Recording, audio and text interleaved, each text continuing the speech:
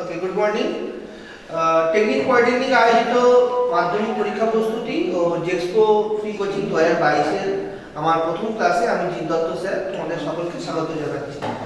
ঠিক আছে, আজকে আমরা যে চ্যাপ্টারটা পড়বো সেটা হচ্ছে, আমি একটু স্ক্রিনটা শেয়ার করে দিই তাহলে তোমরা সবাই দেখতে পাবে। তো আজকে আমরা যে চ্যাপ্টারটা নিয়ে ডিসকাস করব সেটা হচ্ছে আলো। ঠিক আছে, লাইট। তো আলো কি? ঠিক আছে, এটা হচ্ছে আমাদের সবার আগে প্রশ্ন আসে যে আলো কি। আলো আমার আলো ভুবন ভরা, কবি বলে গেছে। ঠিক আছে, তাই যে ভুবন ভরা আলো, সেই আলোর প্রকৃত স্বরূপটা কি তোমরা কি জানো? আলো আসলে কি জিনিসটা, কি আলোর সংজ্ঞা কি? আলো নিয়ে বা আলোর বিভিন্ন ধর্ম নিয়ে আমরা ডিসকাস করি। আলোর বিভিন্ন ধর্ম নিয়ে আমরা ডিসকাস করি। রবীন্দ্রনাথ ঠাকুর নিজের বিশ্ব পরিচয়ে বলছে যে চোখে লাগে ঢেউ, দেখি আলো।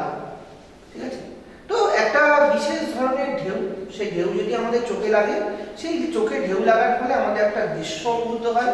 ঠিক আছে, এবং সেই দৃশ্য অনুভূত হওয়ার জন্য যে জিনিসটার প্রয়োজন, যে ঢেউটার প্রয়োজন, সেই ঢেউটাই হচ্ছে আলো। দেখো, কোনো অন্ধকার ঘর আছে, সেখানে যেই একটা বিশেষ ধরনের রে বা তরঙ্গ এসে পড়ছে, তখনই সঙ্গে সঙ্গে কি হচ্ছে, সেই অন্ধকার কেটে গিয়ে জিনিসগুলো, তার মধ্যেকার জিনিসগুলো দৃশ্যমান হচ্ছে বা আমরা সেগুলোকে দেখতে পাচ্ছি। তাহলে আমরা যদি আলো সংজ্ঞা বলি, আলো হচ্ছে একটা তড়িৎচুম্বকীয় শক্তি। এখন তড়িৎচুম্বকীয় শক্তি কি বা তড়িৎচুম্বকীয় তরঙ্গ কি? তড়িৎচুম্বকীয় তরঙ্গ হচ্ছে যে আলোর তড়িৎ ক্ষেত্র ও চুম্বক ক্ষেত্র যদি পরস্পরের দুটো কি বলবো, পরস্পরের সাথে সমকোণে অবস্থিত দুটি অক্ষের উপর ক্রিয়া করে, তাহলে তাদের সাথে সমকোণে যে অক্ষটা অবস্থিত, মানে ধরো এক্স অ্যাক্সিসে ইলেকট্রিক ফিল্ড বা তড়িৎ ক্ষেত্র আছে, ওয়াই অ্যাক্সিসে চৌম্বক ক্ষেত্র আছে, তাহলে জেড অ্যাক্সিসে এদের দুজনের একটা কম্বিনেশন বা মিলিত রূপ, একটা নতুন তরঙ্গ পাওয়া যাবে, যে তরঙ্গটা হবে তড়িৎচুম্বকীয় তরঙ্গ। ঠিক আছে, তো আলো হচ্ছে এরকম একটা তড়িৎচুম্বকীয় তরঙ্গ বা তড়িৎচুম্বকীয় শক্তি, যা দৃষ্টিশক্তির দ্বারা উপলব্ধি করা যায়। ঠিক আছে, আলো বলতে কিন্তু এই যে তড়িৎচুম্বকীয় তরঙ্গ, এই তড়িৎচুম্বকীয় তরঙ্গের কিন্তু রেঞ্জ অনেকটা। আমরা যদি এর ফ্রিকোয়েন্সি বা ওয়েভলেন্থ মানে কম্পাঙ্ক বা তরঙ্গ দৈর্ঘ্য অনুযায়ী দেখি, এর কিন্তু লেন্থ বা মানে রেঞ্জটা অনেকটা, এবং এই অনেকটা রেঞ্জের মধ্যে খুব ক্ষুদ্র একটা রেঞ্জ, 4000 অ্যাংস্ট্রম থেকে 4000 ন্যানোমিটার থেকে মোটামুটি 4000 অ্যাংস্ট্রম থেকে মোটামুটি 6000 অ্যাংস্ট্রম, এই রেঞ্জের মধ্যে যে তরঙ্গ তাকে আমরা দেখতে পাই। ঠিক আছে, সেটাই হচ্ছে আমাদের দৃশ্যমান আলো। এর বাইরেও আলো আছে, এর নিচেও আলো আছে। এটি বৈদ্যুতিক চুম্বকীয় বর্ণালী এর বিকিরণ পরিসীমা। আলো সীমাবদ্ধ গতি থাকে এবং এটি সরলরেখায় ভ্রমণ করে। অবশ্যই আলো সরলরেখায় ভ্রমণ করে, এবং আলোর গমনের জন্য, আলোর এক জায়গা থেকে আরেক জায়গায় যাওয়ার জন্য কোনো মাধ্যমেরও প্রয়োজন হয় না। ঠিক আছে, তাহলে আলোর ধর্মাবলীগুলো আমরা দেখি। আলো সরলরেখায় চলে, এটা আমরা প্রথমেই দেখলাম। আলো প্রতিফলন, প্রতিসরণ, ব্যতিচার, অপবর্তন, সমাবর্তন, বিচ্ছুরণ, এই ধর্মগুলো আমরা দেখতে পাই আলো। একটু ওয়েট করো, কেউ একজন জয়েন হতে চাইছে, আমি জয়েন করে নিই একটু তাকে। ওকে,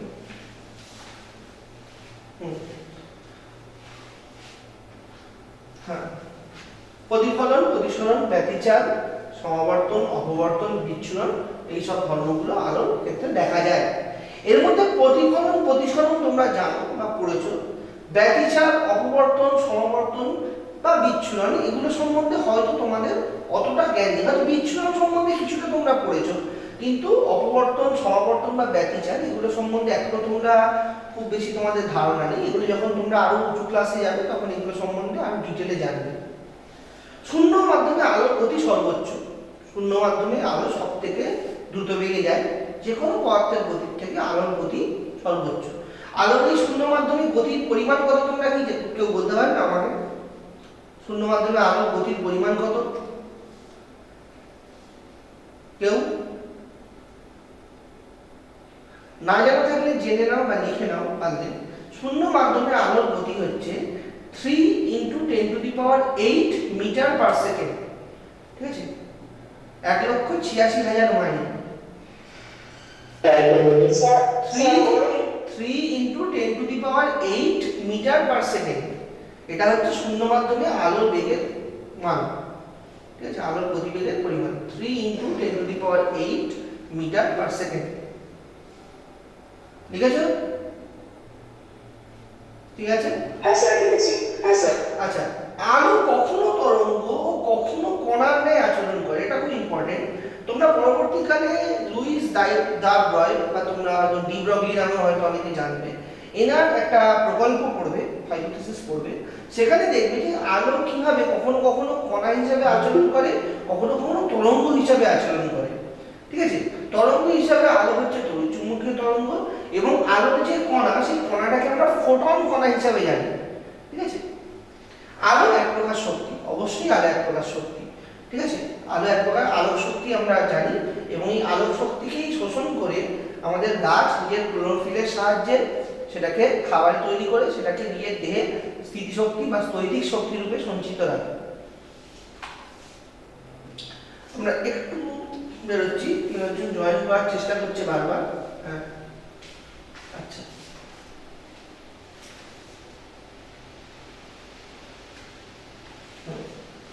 আলোর প্রতিফলন। ঠিক আছে, প্রতিফলন কি? প্রতিফলন দেখো, আলোক রশ্মি যে ছবিটায় দেখা যাচ্ছে, আলোক রশ্মি কোন একটা উৎস থেকে আসছে, এসে কোন একটা প্রতিফলকে প্রতিফলিত হচ্ছে। ঠিক আছে, মানে সেখানে এসে বাউন্স খাচ্ছে, বাউন্স খেয়ে যখন আমাদের চোখে পড়ছে তখন আমরা সেই আলোকে দেখতে পাচ্ছি। ঠিক আছে, তাহলে এই যে আলো যখন কোন একটা তলের ওপর পড়লো, তলের ওপর পড়ার সঙ্গে সঙ্গে তার যে ছিটকে বেরিয়ে আসা, তার যে বাউন্স খেয়ে আবার আগের মাধ্যমে ফিরে আসার যে ঘটনা, এই জিনিসটাকেই বলা হচ্ছে প্রতিফলন। তাহলে প্রতিফলনের যদি একটা সুষ্ঠু সংজ্ঞা আমরা দিতে চাই, সেটা কেমন হয়? সবাই শুনতে পাচ্ছ তো? আমাকে একটু রেসপন্স করবে। ওকে, ভেরি গুড। আলো কোনো স্বচ্ছ মাধ্যমের ভেতর দিয়ে যাওয়ার সময় অন্য কোনো মাধ্যমে বাধা পেলে দুই মাধ্যমের বিভেদ তল থেকে কিছু পরিমাণ আলোক রশ্মি আগের মাধ্যমে ফিরে আসে, এই ঘটনাকে আলোর প্রতিফলন বলে। প্রতিফলন কিন্তু একই মাধ্যমের মধ্যে হয়। ঠিক আছে, মানে বায়ু মাধ্যম থেকে আলো এসে সে কিন্তু মানে বাউন্স খেয়ে বা ধাক্কা খেয়ে সে কিন্তু বায়ু মাধ্যমেই ফিরে আসে। ঠিক আছে, প্রতিফলনটা কিন্তু একই মাধ্যমে হয়, এটা মনে রাখবে। তাহলে প্রতিফলন দু রকমের, নিয়মিত প্রতিফলন ও বিক্ষিপ্ত প্রতিফলন। নিয়মিত প্রতিফলন মানে হচ্ছে যে খুব সুষম প্রতিফলন, তুমি যাকে নিজের ইচ্ছা মতো ঘোরাতে পারবে, নিজের ইচ্ছা মতো তাকে তুমি দিশা পরিবর্তন করতে পারবে। তার খুব সোজা একটা এক্সাম্পল হচ্ছে, তোমার হাতে একটা আয়না আছে। ঠিক আছে, সেই আয়নাটাকে তুমি একটা আলোর উৎস মুখে ধরো বাইরে থেকে রোদ্দুর আসছে, সেই রোদ্দুরের মুখে তুমি একটা আয়না করলে, দেখবে আয়না থেকে আলোটা প্রতিফলিত হয়ে তোমার ঘরের দেওয়ালে কোনো একটা জায়গায় প্রতিবিম্ব তৈরি করে। এবার তুমি যদি আয়নাটার দিক পরিবর্তন করো, সেই পরিবর্তিত দিকের যে প্রতিবিম্বটা, ঠিক আছে, দিক পরিবর্তনের সাথে সাথে দেখবে প্রতিবিম্বটাকেও তুমি এক জায়গা থেকে আরেক জায়গায় মুভ করতে পারবে। ঠিক আছে, হয়তো অনেকেই আমরা ছোটবেলায় করেছি বা খেলেছি বা দেখেছি যে যখন কোনো আয়নার ওপর বা এরকম কোনো স্বচ্ছ তলের ওপর আলো পড়ছে, তাহলে সেই তলটার মুভমেন্টের সাথে সাথে আমি আলোটার ওই বিম্বটাকেও এক জায়গা থেকে আরেক জায়গায় সরাতে পারছি। ঠিক তো? তো এটাই হচ্ছে নিয়মিত প্রতিফলন। আর বিক্ষিপ্ত প্রতিফলন কি? বিক্ষিপ্ত প্রতিফলনকে আমি এইভাবে কন্ট্রোল করতে পারবো না। তোমার ঘরে আলো জ্বাললে, আলো জ্বালার সঙ্গে সঙ্গে তোমার ঘরটা অন্ধকার ছিল, এখন পুরো আলোয় ভরে উঠবে। তার মানে কি, প্রত্যেকটা দেয়াল থেকে, প্রত্যেকটা দরজা থেকে, জানলা থেকে বা অন্যান্য ঘরে যে আসবাবপত্র আছে, তাদের প্রত্যেকের থেকে কিন্তু আলো বিক্ষিপ্ত হয়ে তোমার চোখে পড়ছে, সেই জন্য তুমি দেখতে পাচ্ছ তাকে। কিন্তু সেই আলোর মানে ডাইরেকশনটাকে তুমি নিয়ন্ত্রণ করতে পারবে না। এটা হচ্ছে বিক্ষিপ্ত প্রতিফলন, যে কোনো রাফ সারফেস থেকে হয়। ঠিক আছে, কোনো রাফ সারফেস থেকে হয় বিক্ষিপ্ত প্রতিফলন, কোনো মসৃণ সারফেস থেকে হয় আমাদের নিয়মিত প্রতিফলন। তো এদের দুজনের মধ্যে একটা পার্থক্য মতো এখানে দেওয়া আছে। দেখো, নিয়মিত প্রতিফলনের ক্ষেত্রে প্রতিফলককে ঘুরিয়ে প্রতিফলিত রশ্মিগুলোকে ইচ্ছা মতো যে কোনো স্থানে ফেলা যায়।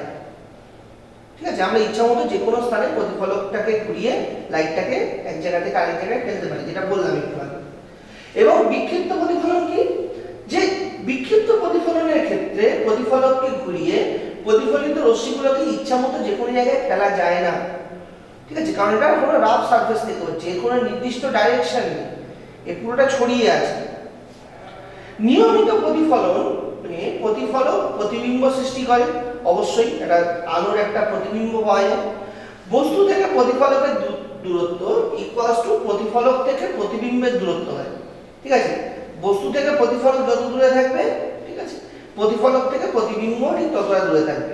যেমন আয়নায় আমরা বস্তুর প্রতিবিম্ব দেখতে পাই, আয়নায় আমরা নিজেদের প্রতিবিম্ব দেখতে পাই। দেখবে আয়নায় যদি তুমি আয়নার দূর থেকে আয়নার কাছে আস্তে আস্তে হেঁটে আসো, দেখবে প্রতিবিম্বটাও মনে হবে যেন দূর থেকে আস্তে আস্তে আয়নার দিকে এগিয়ে আসছে, তাই না? তার মানে যত আমার আয়না থেকে আমার দূরত্ব কমবে, ঠিক ততটাই দূরত্ব আয়নার ভেতরের যে প্রতিবিম্ব এবং আয়নার মধ্যে কমবে। ঠিক আছে, বিক্ষিপ্ত প্রতিফলকে প্রতিবিম্ব সৃষ্টি করে না, প্রতিফলক থেকে দেখতে পাওয়া যায় শুধু। ঠিক আছে, এখানে প্রতিবিম্ব কিছু সৃষ্টি হয় না, শুধুমাত্র প্রতিফলকটাকে দেখা যায়। যেমন দেয়ালটা আগে অন্ধকার ছিল, আমি দেখতে পাচ্ছিলাম না, এখন যে আলো জ্বালালাম আমি প্রতিবিম্ব কিছু পেলাম না, কিন্তু দেয়ালটাকে পুরোটা দেখতে পেলাম। ঠিক আছে, বেশিরভাগ প্রতিফলিত রশ্মি নির্দিষ্ট অভিমুখে এসে আমাদের চোখে পড়ে, তাই প্রতিফলককে চকচকে দেখায়। ঠিক আছে, এই নিয়মিত প্রতিফলনের ক্ষেত্রে প্রতিফলিত রশ্মি বেশিরভাগটাই আমাদের চোখে এসে পড়ে, সেই জন্য আমাদের চোখ ধাঁধিয়ে যায় বা আমরা ওটাকে অনেক বেশি উজ্জ্বল দেখি। কিন্তু বিক্ষিপ্ত প্রতিফলনের ক্ষেত্রে রশ্মিটা চারিদিকে ছড়িয়ে পড়ে, ঠিক আছে, সেই জন্য চোখে খুব সামান্য অংশ এসে পড়ে, আর সেই জন্য প্রতিফলকের মতো চকচক করে। খুব সোজা একটা প্রশ্ন ছোটবেলায় দিত যে সিনেমা হলের পর্দা কেন মসৃণ হয় না?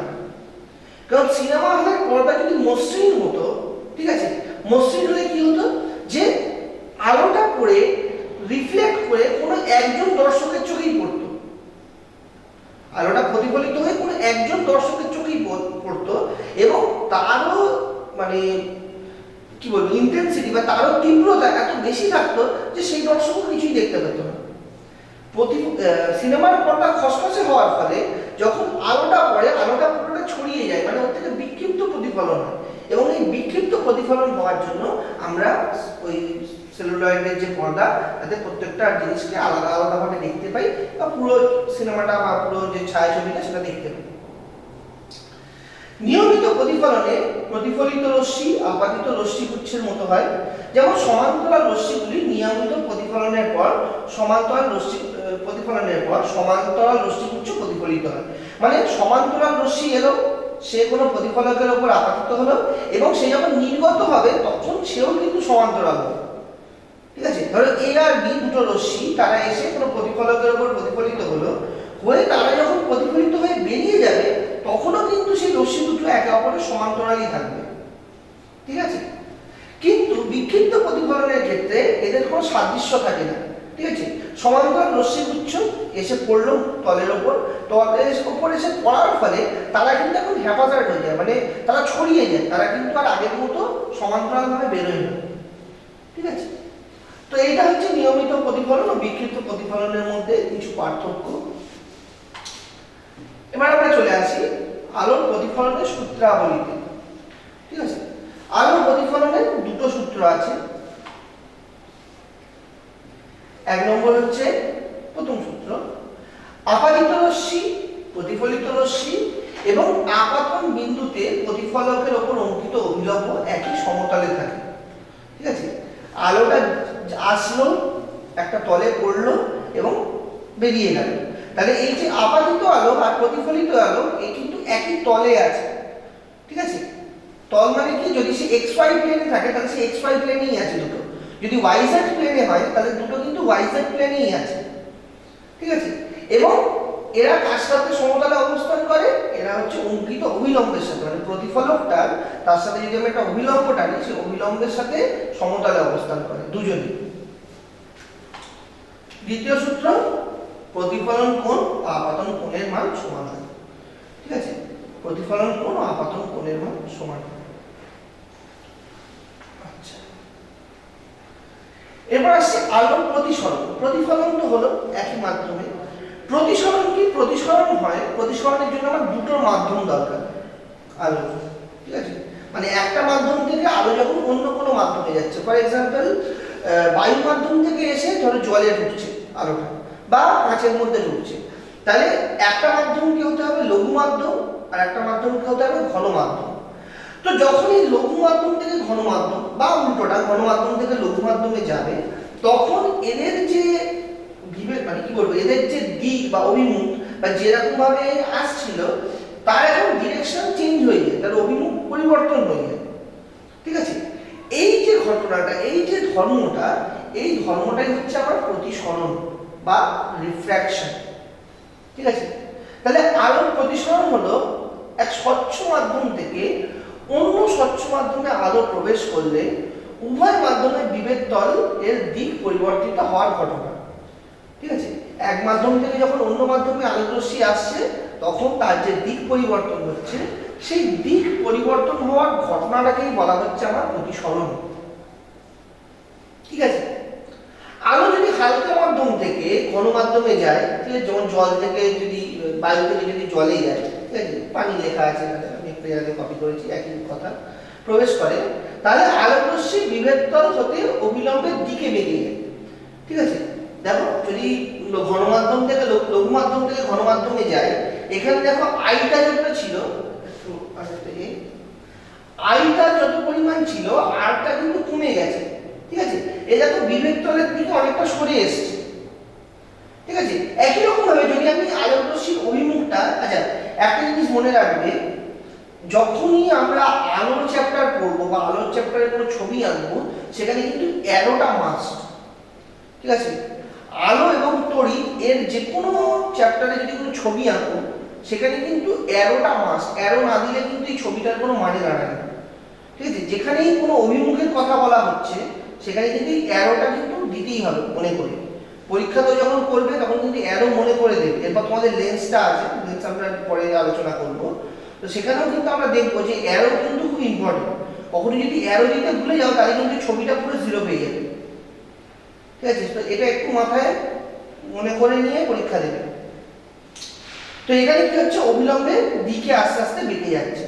ঠিক আছে, একই রকম ভাবে যদি ঘন থেকে লঘুতে যায়, মানে কাঁচ থেকে যদি বাড়িতে যেত, মানে অ্যারোটা যদি আমি উল্টে দিতাম, সেখানেও কিন্তু দেখো যে এই যে অ্যারোটা, এখন এই যে রশ্মিটা দেখতে পাচ্ছ, সেটা কিন্তু এই একই রকম ভাবে বেরোতো। মানে তখন হচ্ছে এইটা আপাতন কোণ, মানে যেটা এখন আর আছে সেটা হতো আমার আপাতন কোণ, এবং যেটা আই আছে সেটা হতো আমার নির্গমন কোণ। ঠিক আছে, বা প্রতিসরণ কোণ। তাহলে তখন কিন্তু আপাতন কোণের থেকে প্রতিসরণ কোণের মান বেশি হতো। লঘু থেকে ঘনতে এলে কম হয়, ঘন থেকে লঘুতে এলে বেশি হয়ে যাবে। এবার প্রতিসরণের সূত্রাবলী, প্রতিফলনের মতো প্রতিসরণেরও দুটো সূত্র আছে। প্রথম সূত্রটা দুজনের প্রায় একই রকম, যে আপাতিত রশ্মি, প্রতিসৃত রশ্মি এবং দুই মাধ্যমের বিভেদ তলের উপর আপাতন বিন্দুতে অঙ্কিত অভিলম্ব একই সমতলে থাকে। ঠিক আছে, আপাতিত রশ্মি, প্রতিসৃত রশ্মি এবং দুই মাধ্যমের বিভেদ তলের উপর অঙ্কিত অভিলম্ব একই সমতলে থাকে। ঠিক আছে, নেক্সট, দুটি নির্দিষ্ট মাধ্যম একটি নির্দিষ্ট বর্ণের আলোর সাপেক্ষে। ঠিক আছে, বা নির্দিষ্ট রঙের আলোর সাপেক্ষে। এইটাকে আমি আলাদা কালারে লিখেছি, কারণ এই লাইনটা কিন্তু তোমরা যখনই দ্বিতীয় সূত্র লিখতে যাও, এই লাইনটা কিন্তু অনেকেই মিস করে যাও। এটা মিস করলে কিন্তু পুরো সংজ্ঞাটাই ভুল হয়ে যায় বা পুরো সূত্রটাই ভুল হয়ে যায়। ঠিক আছে, দুটি নির্দিষ্ট মাধ্যম ও একটি নির্দিষ্ট রঙের আলোর ক্ষেত্রে আপাতন কোণের সাইন এবং প্রতিসরণ কোণের সাইনের অনুপাত সর্বদা ধ্রুবক হয়। ঠিক আছে, এই ধ্রুবক রাশি থেকে মিউ বলা হয়, স্পেলিং মিস্টেক আছে, এই ধ্রুবক রাশিটাকে মিউ অক্ষর দিয়ে প্রকাশ করা হয় এবং একে প্রতিসরাঙ্ক বলা হয়। ঠিক আছে, এবং এই যে দ্বিতীয় সূত্রটা, এই সূত্রটাকে আমরা স্নেলের সূত্র নামেও জানি। এই দ্বিতীয় সূত্রটাকে আমরা স্নেলের সূত্র নামেও কিন্তু জানি। এবং দেখো স্নেলের সূত্রের রূপ হচ্ছে মিউ সমান সমান sin i by sin r। আচ্ছা বলো দেখি, যদি আমার ঘন মাধ্যম থেকে লঘু মাধ্যমে যেত, আগের ছবিটা এরকম ছিল আমার, যদি আমার ঘন মাধ্যম থেকে লঘু মাধ্যমে যেত, মানে কাঁচ থেকে বায়ুতে যেত, তখন স্নেলের সূত্রের রূপটা কি হতো, সেখানে আমি কোণটাকে আই আর আরই রাখতাম, চেঞ্জ করতাম না। ঠিক আছে, যেরকম আই আর আর আছে একই আছে, তখন আপাতন কোণটা হতো আই, নির্গমন কোণটা বা প্রতিসরণ কোণটা হতো আর। তাহলে তখন স্নেলের সূত্রের রূপটা কি হতো? তখন স্নেলের সূত্রের রূপটা কি হতো কেউ বলতে পারবে? হ্যালো,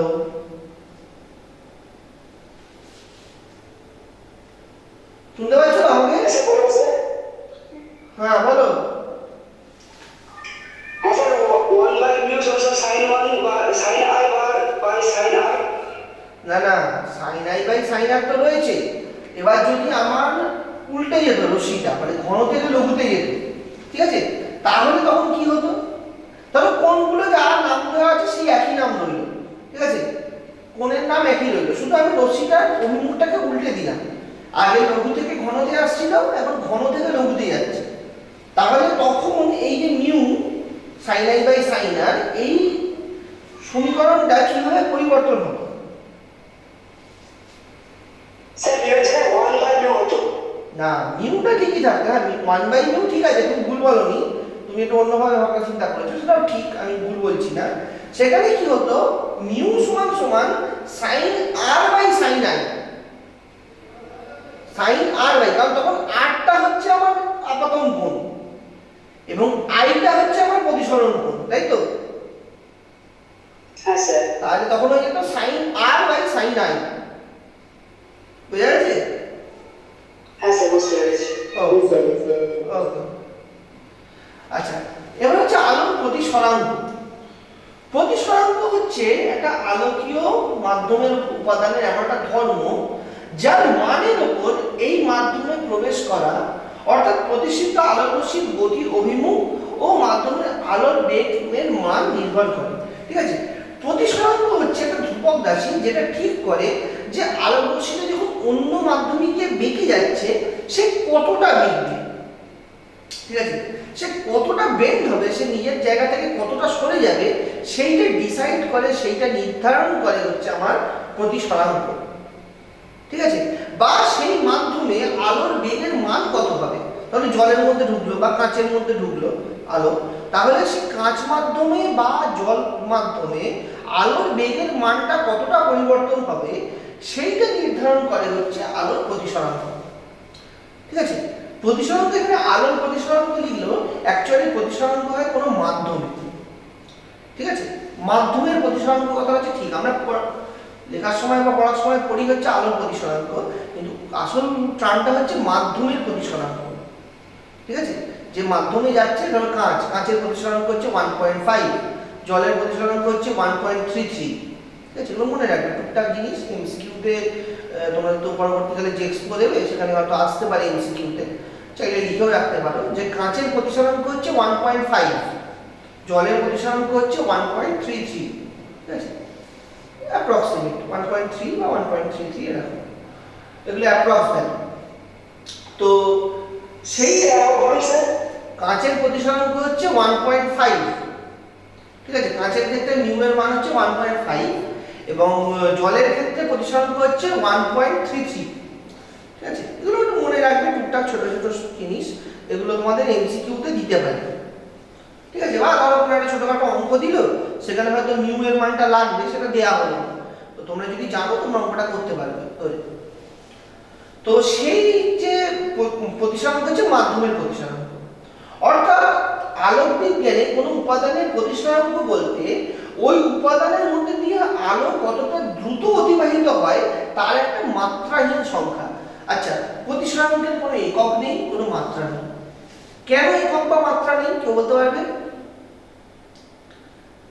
কারণ sine I by sine R, sine I, I এর মান যতই ডিগ্রি হোক, সাইন আই একটা ধ্রুবক রাশি, সাইন আরও একটা ধ্রুবক রাশি, তাই ধ্রুবক রাশির অনুপাত মানে কোনো রাশি নেই তার, তাই তো, সেও একটা ধ্রুবক রাশি, জাস্ট সেও একটা মাত্রাহীন সংখ্যা শুধু। তো সেই জন্য প্রতিসরাঙ্কের কোনো মাত্রা বা একক নেই, এবং এটা বোঝায় যে একটা মাধ্যমের মধ্যে দিয়ে আলো কতটা দ্রুত বেগে যাবে। বুঝতে পেরেছো? আমরা নেক্সট স্লাইডে যাই। আচ্ছা, মাধ্যমের প্রতিসরাঙ্কের সাথে বেগের সম্পর্ক হচ্ছে শূন্য স্থানে আলোর বেগ বাই ওই মাধ্যমে আলোর বেগ, ঠিক আছে। কোনো মাধ্যমের প্রতিসরাঙ্ক বলতে আমরা বুঝি যে শূন্য স্থানে আলোর বেগ কত এবং ওই মাধ্যমের মধ্যে দিয়ে আলোর বেগ কত হবে। শূন্যস্থানে আলোর বেগের মান আমরা জানি 3 × 10⁸ মিটার/সেকেন্ড, একটু আগেই আমি বলেছি তোমাদের, তোমরা লিখেও নিয়েছো অনেকে, বাই ওই মাধ্যমে আলোর বেগ। ওই মাধ্যম মানে যদি কাঁচ মাধ্যমে যায় তাহলে কাঁচ মাধ্যমে আলো কত বেড়ে যাচ্ছে, জল হলে জল মাধ্যমে কত বেড়ে যাচ্ছে, অন্য কোনো মাধ্যম হলে তার মধ্যে দিয়ে কত বেড়ে যাচ্ছে, সেই মানটা এখানে বসবে। তার মানে এই যে শূন্যস্থানে আলোর বেগ, এই মানটা ফিক্সড, এটা সবসময় স্থির থাকবে। শুধু মাধ্যম টু মাধ্যম এই যে ভি এর মানটা এটা ভ্যারি করবে আমার, ঠিক আছে। আচ্ছা, কেউ একটা বলছে জয়েন করতে চাইছে, একটু আমি দিচ্ছি না, হ্যাঁ ঠিক আছে।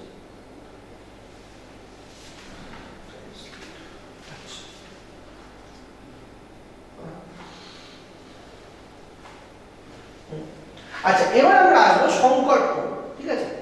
সংকট কোণ হচ্ছে, দেখো এটা খুব ইন্টারেস্টিং একটা জিনিস। এখানে আলো ঘন মাধ্যম থেকে হালকা বা লঘু মাধ্যমে যাচ্ছে। ছবিটা ভালো করে দেখো, ঠিক আছে, ডেফিনেশনটা বা সংজ্ঞাটা পরে করবে, ছবিটা ভালো করে দেখো। আলো ঘন মাধ্যম থেকে লঘু মাধ্যমে যাচ্ছে, দেখো অ্যারোটা দেখলেই বুঝতে পারবে ঘন মাধ্যম থেকে লঘু মাধ্যমে যাচ্ছে। এখন এই ঘন মাধ্যম থেকে লঘু মাধ্যমে যাওয়ার সময়, ঠিক আছে, ধরো প্রথমে হচ্ছে আমার এই যে লাল কালারের যে রশ্মিটা, সেটা আমার হচ্ছে একটা নির্দিষ্ট কোণে আমি রশ্মিটাকে ফেলেছি, ফলে রশ্মিটা বাইরে বেরিয়ে গেছে।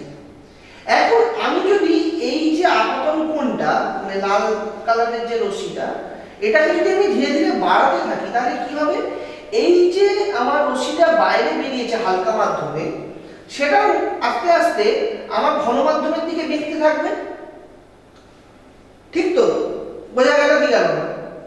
সংকট কোণ আছে আমার, ঠিক আছে, এই সংকট কোণ বলছি আমার লাল রঙের রশ্মিটা আছে, ঠিক আছে, এটার জন্য একটা নির্দিষ্ট কোণে আমার রশ্মিটা বাইরে বেরিয়ে গেছে, হালকা মাধ্যম দিয়ে বেরিয়ে গেছে। এখন আমি যদি এই রশ্মিটাকে আরো আস্তে আস্তে সরাতে থাকি, ঠিক আছে, তাহলে কি হবে, তার সাথে সাথে এই যে প্রতিষ্ঠিত রশ্মিটা সেটাও আস্তে আস্তে সরতে থাকবে। এবং একটা সময় আসবে যখন কি হবে, এই হালকা মাধ্যম আর যে ঘন মাধ্যম, এই দুই মাধ্যমের যে মাঝের যে লাইনটা, যে ওদের বিভেদ তল, সেই বিভেদ তলটাকে ঘেঁষে বেরিয়ে যাবে। যেমন সবুজ রশ্মিটা হয়েছে, দেখো যে আস্তে আস্তে আমি বাড়াতে বাড়াতে এই সবুজ রশ্মিটার জায়গায় গেছি, তখন কিন্তু আমার আর কোনো প্রতিসারিত রশ্মি নেই, প্রতিষ্ঠিত রশ্মি নেই, পুরো রশ্মিটা আমার এই ঘন মাধ্যমের বিভেদ তলে গ্রেজ হয়ে গেছে, জাস্ট ঘেঁষে বেরিয়ে গেছে, ঠিক আছে। তাহলে যে এই সময় এই যে সবুজ রশ্মিটার যে কোণটা, ঠিক আছে, এই সময় সবুজ রশ্মিটার যে কোণটা, সেই কোণটাকেই বলা হবে হচ্ছে সংকট কোণ, ঠিক আছে। মানে যে আপতন কোণের জন্য আমার প্রতিষ্ঠিত রশ্মিটা দুই মাধ্যমের বিভেদ তলকে ঘেঁষে বেরিয়ে যাবে, সেই আপতন কোণটাই হয়ে যাবে আমার সংকট কোণ।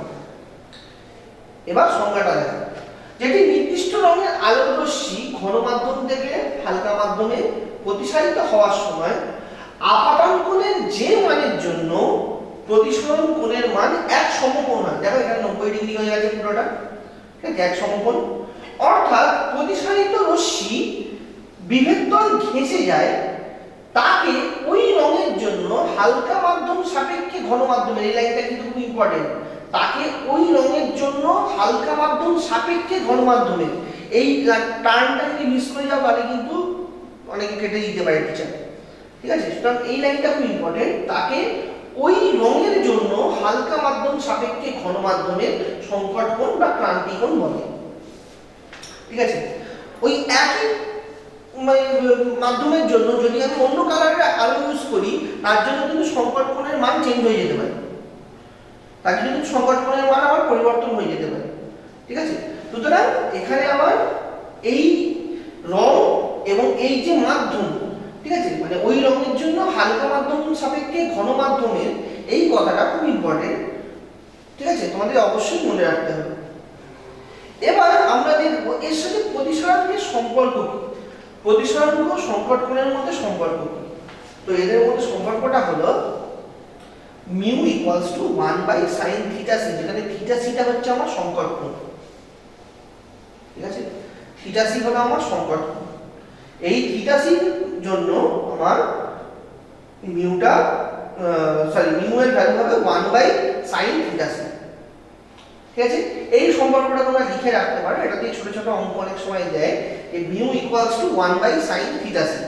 এটা হচ্ছে প্রতিসরাঙ্ক ও সংকট কোণের মধ্যে সম্পর্ক।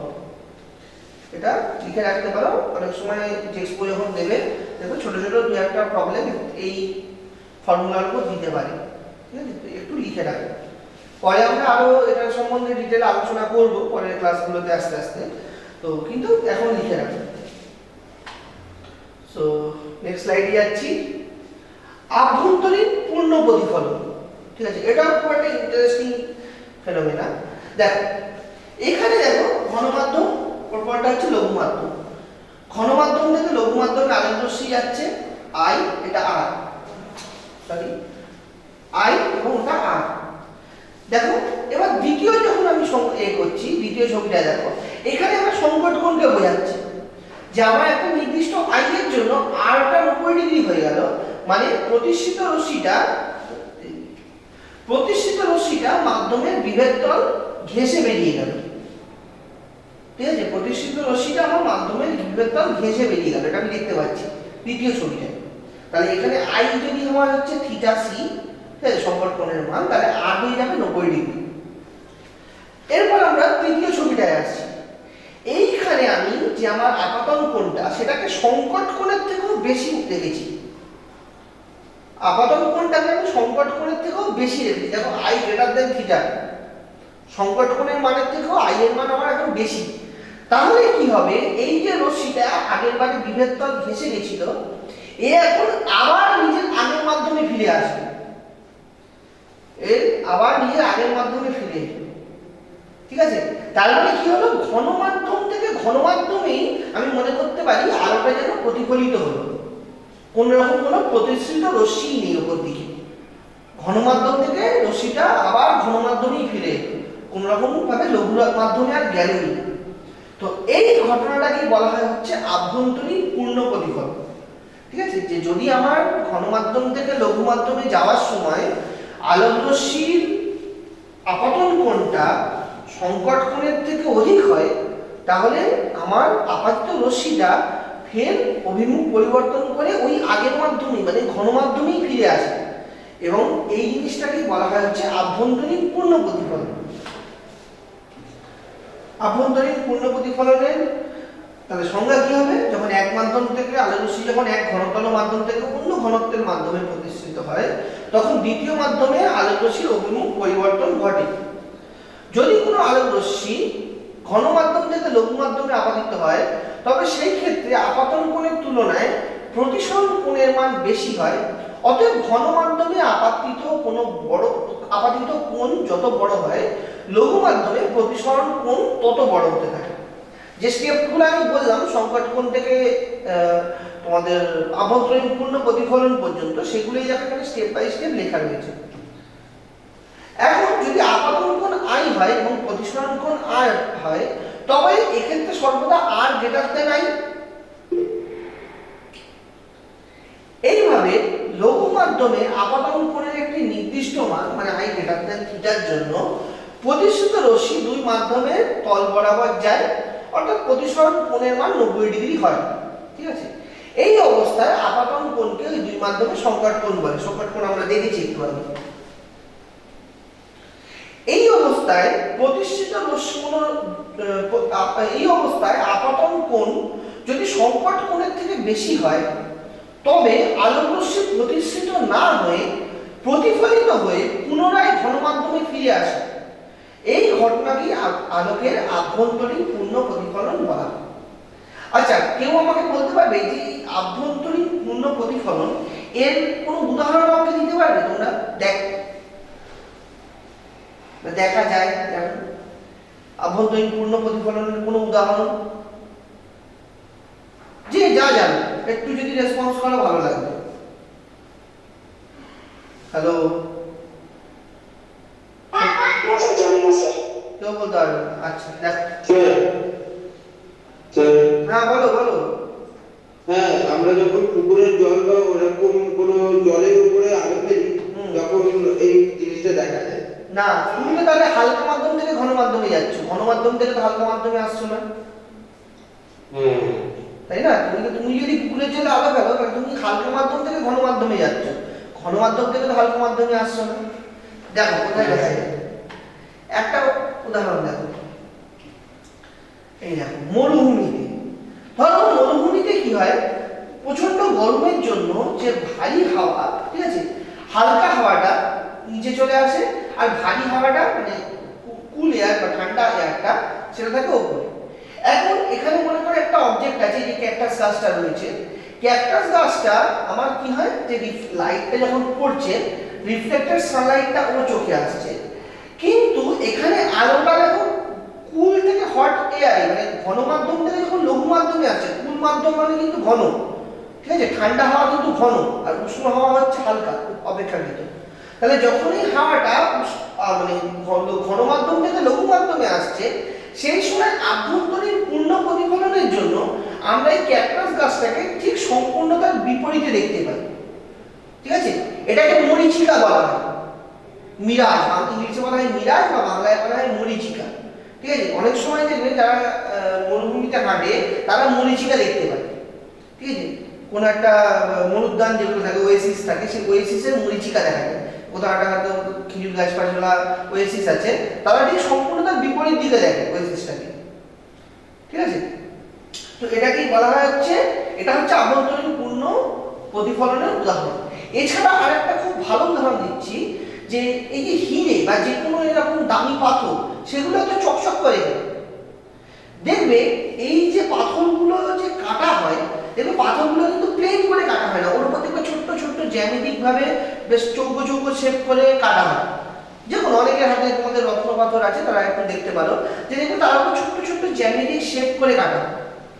এর ফলে কি হয়, আলো যখন ওর মাধ্যমে ঢোকে, ঠিক আছে, ঢোকার ফলে এবার ওই জ্যামিতিক কাটার ফলে ওইগুলো যখন ঘন মাধ্যম মানে ওই হীরের মধ্যে আলোটা ঢুকে গেল, এবার হীরের মাধ্যম থেকে বায়ু মাধ্যম তো হচ্ছে লঘু, তাহলে হীরে থেকে যখন বায়ুতে বেরোতে চায় আলোটা, তখন কি হয়, হীরের মধ্যে ওই আলোটার আভ্যন্তরীণ পূর্ণ প্রতিফলন হয়, ঠিক আছে, এবং এই আভ্যন্তরীণ পূর্ণ প্রতিফলন হতে হতে বারবার তার যে ইন্টেন্সিটি বা তীব্রতা সেটা বেড়ে যায়, এবং সেই সময় আলোটা যখন যখন নির্গত হয় তখন অনেক বেশি ইন্টেন্সিটি বা অনেক বেশি তীক্ষ্ণতা বা তীব্রতা নিয়ে নির্গত হয়, সেই জন্য হিরেটাকে অত উজ্জ্বল লাগে।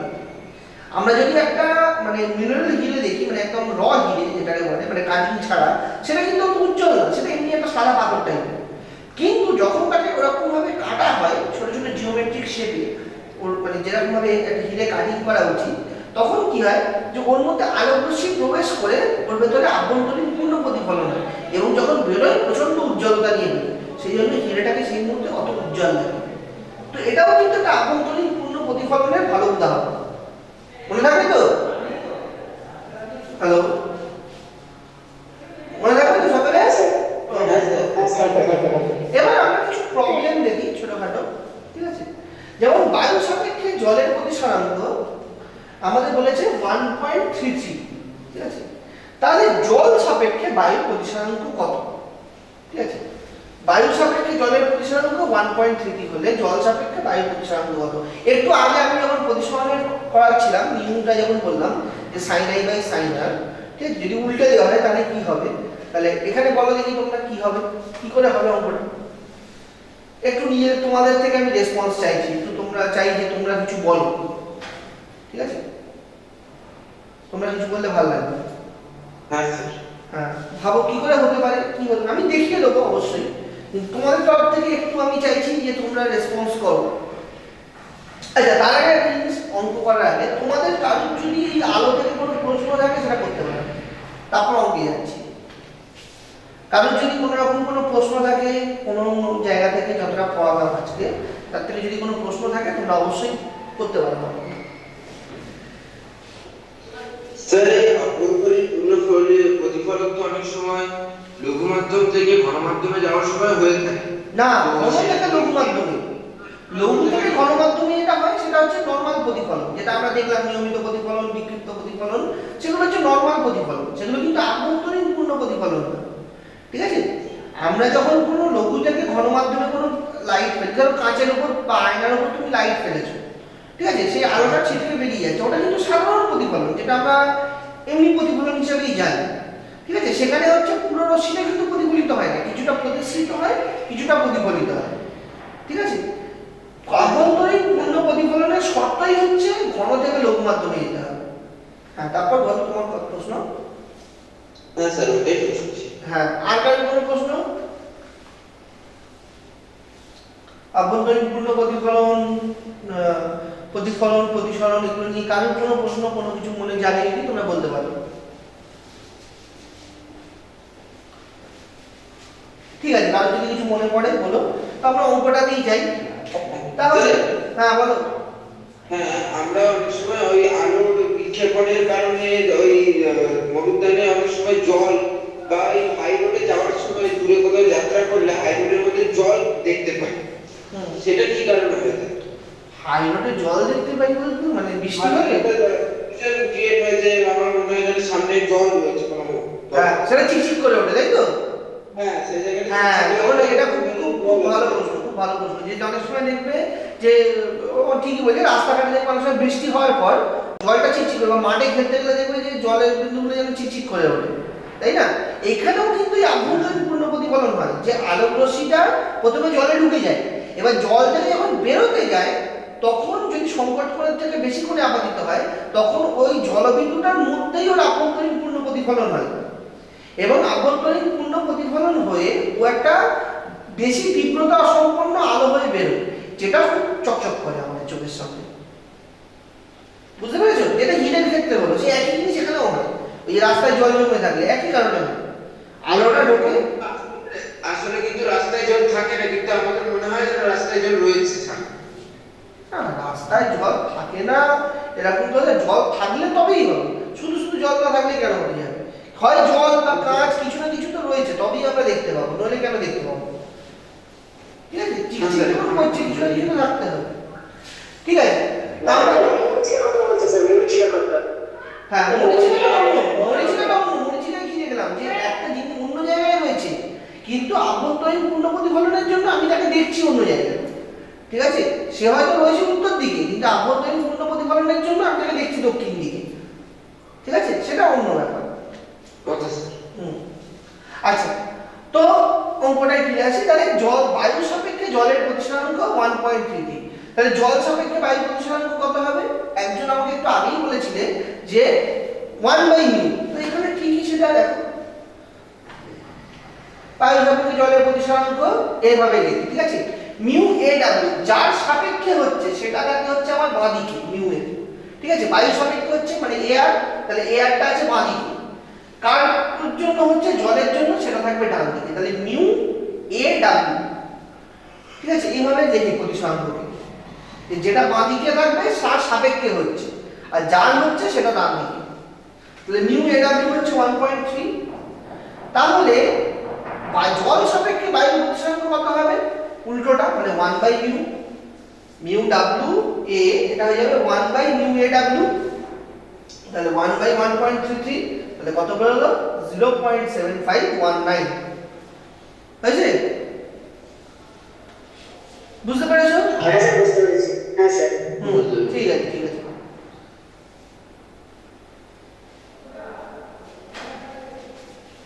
ঠিক আছে, ওকে, তাহলে আমরা নেক্সট প্রবলেমে যাচ্ছি।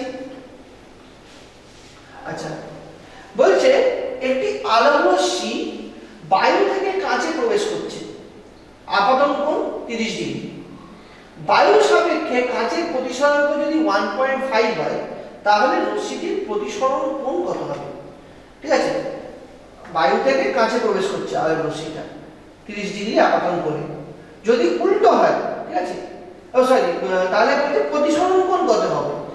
আমার প্রতিসরাঙ্ক দিয়ে দিয়েছে 1.5, তাহলে কোন সূত্রটা আমি লাগাবো বলো দেখি এখানে, কে বলতে পারে কোন সূত্র লাগিয়ে বা কি লাগিয়ে আমার এই অঙ্কটা হতে পারে?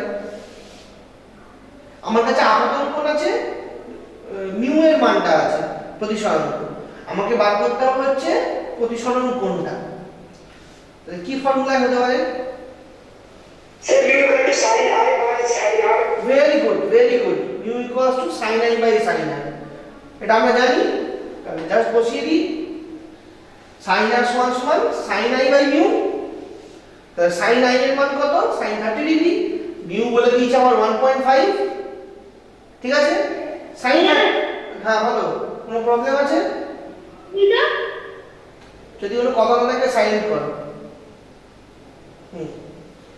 সাইন 13 মান হচ্ছে হাফ, তাহলে 1/2 ইনটু 1.5, তাহলে 1.5 ইনটু 3 হচ্ছে 2 হচ্ছে 3, তাহলে 1/3, তাহলে 0.33। এটা হচ্ছে সাইন r এর মান। আমাকে বার করতে বলেছে r এর মান কত হবে, তাহলে r সমান সমান হয়ে যাবে সাইন ইনভার্স এত, ঠিক আছে। ত্রিকোণমিতি যখন তোমরা ভালো করে জানবে তখন ইনভার্সের ব্যাপারটাও জানতে পারবে, যে r সমান সমান হয়ে যায় সাইন ইনভার্স এত। তো সাইন ইনভার্স 0.33 মান হচ্ছে 19.45 ডিগ্রি।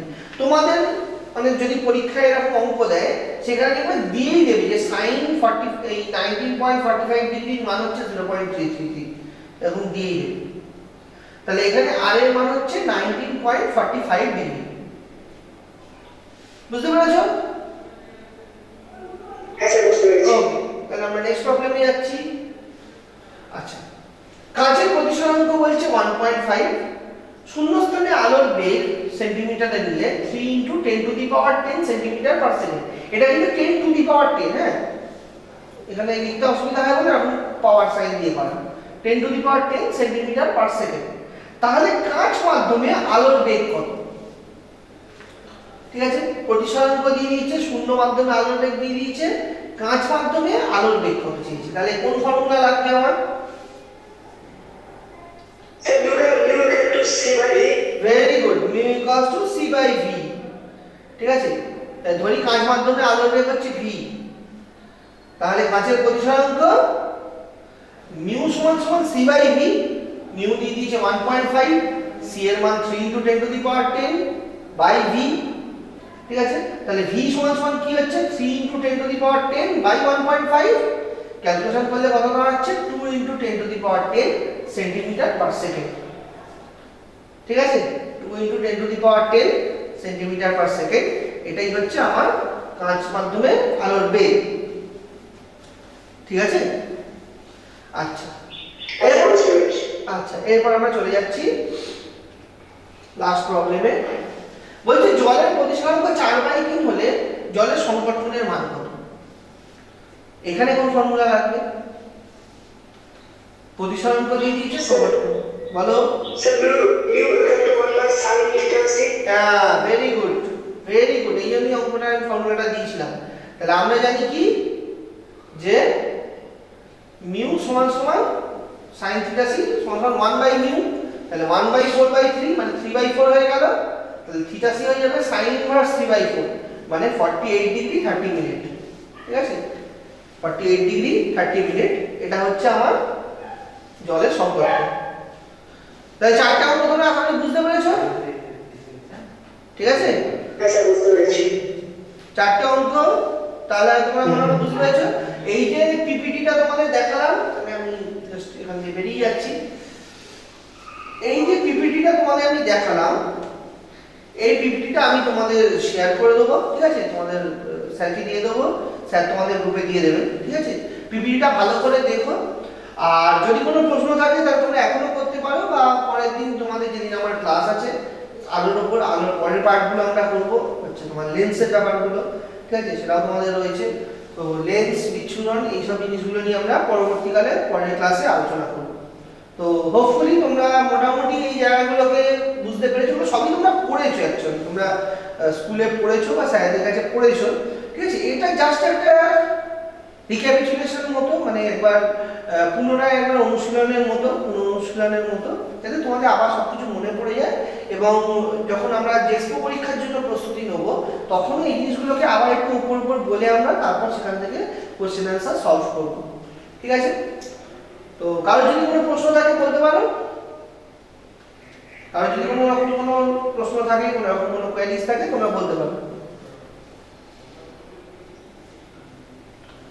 স্যার পরীক্ষায় যদি এইরকম অঙ্ক 1 নাম্বার অথবা 2 নাম্বার আসতো, তখন কি আমাদের অঙ্কটা পড়ে দেখাতে হবে না, শুধু উত্তরটিকে নির্বাচন করলেই হবে? কিসে, মাধ্যমিকে নাকি জেসপোতে? মাধ্যমিকের কথা বলছি। মাধ্যমিকে অবশ্যই করে দেখাতে হবে, করে না দেখালে তোমাকে কেন নাম্বার দেবে টিচার, ঠিক আছে। তোমাকে করে দেখাতে হবে অঙ্কটা, ঠিক আছে। না করে দেখালে তুমি অঙ্ক মানেই তো কষে দেখানো, হ্যাঁ জেক্সপোর ক্ষেত্রে কি হয় যেখানে তোমাদের অঙ্ক অঙ্ক যেগুলো হয় সেগুলো করে দেখায়। হ্যাঁ। আমি এর ক্ষেত্রে তাই জিজ্ঞেস করছিলাম। প্রুফের ক্ষেত্রে প্রুফ তোমাদের যদি দেয় তখন এরকম ক্যালকুলেশন করে দেখাতে হবে, যদি না দেয় তখন তো এটা তো তোমাদের মাধ্যমিকে এখন অত কঠিন কিছু খুব একটা দেয় না, ঠিক আছে। অঙ্কগুলো খুব সোজা সোজা, ভয় পাওয়ার কিছু নেই। ফর্মুলাগুলো ভালো করে মনে রাখবি, বারবার বলছি ফর্মুলাগুলো লিখে যতটা পারো তুমি ততটা করে আসবে, স্টেপ মার্কিং কিন্তু তোমরা পাবে, ঠিক আছে। একদম যদি খুব ভুল না হয় স্টেপ মার্কিং কিন্তু পাওয়া যায় যদি তুমি একটা নির্দিষ্ট জায়গা অবধি ঠিক করো। ধরো সাইন ইনভার্স 48 ডিগ্রির মান তুমি জানো না, ঠিক আছে, তুমি যদি সাইন ইনভার্স 48 ডিগ্রি লিখে আসো তাহলেও কিন্তু তুমি মানে 3 থাকলে অন্তত 2.5 পাবে, ঠিক আছে। বা এত অবধি করলেও কোনো ভালো টিচার মানে 3 দিয়ে দিতে পারে, ঠিক আছে। তো এটা পুরোপুরি টিচার ডিসক্রিপশন হবে, তবে একদম 0 পাবে না একটুখানি বলতে পারি, ঠিক আছে। অঙ্কে ভয় পাওয়ার কিছু নেই, বরঞ্চ অঙ্ক লিখলে মানে অঙ্ক যদি তুমি অ্যাটেন্ড করো তাহলে কিন্তু একটা ফুল মার্কসের চান্স থাকে, কারণ অঙ্ক পারলে কিন্তু ফুল অঙ্ক মার্কস। সব থেকে বেশি ভালো লাগে স্যার। হ্যাঁ আমার অঙ্কই সব থেকে বেশি ভালো হ্যাঁ, লাগে। খুব ভালো খুব ভালো। ঠিক আছে, তাহলে আজ এই পর্যন্তই থাক, আশা করি সবাই বুঝতে পেরেছো। ওকে, থ্যাংক ইউ, পরের দিন দেখা হবে, ঠিক আছে। Okay sir. ওকে।